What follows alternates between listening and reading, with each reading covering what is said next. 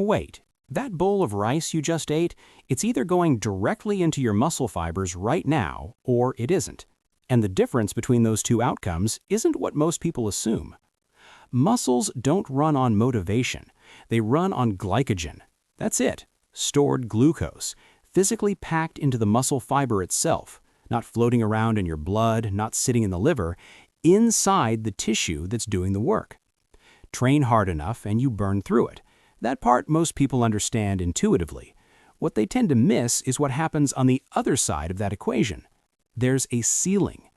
Your muscle fibers can only hold so much glycogen at once.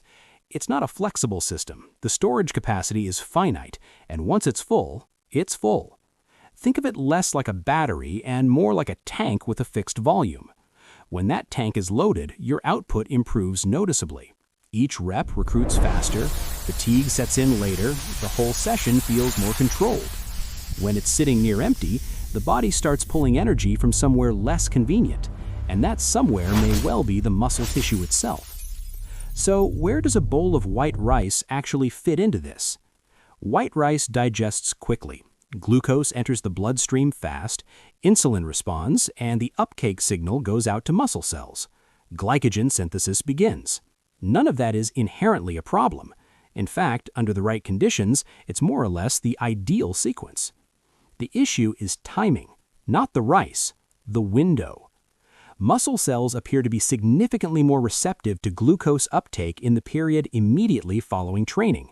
GLUT4 transporters move to the cell surface, insulin sensitivity is elevated, and the machinery for glycogen resynthesis is essentially primed. That receptivity doesn't last indefinitely. Eat too long after, eat too little, or pair the carbohydrate with something that slows gastric emptying at the wrong moment, and you've likely missed the sharpest part of that curve. So the real question was never whether to eat rice, it was always when your muscle fibers are actually in a state to use it. That window is narrower than most people realize.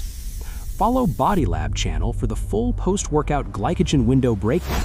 The timing most people get wrong by a margin of hours, not minutes.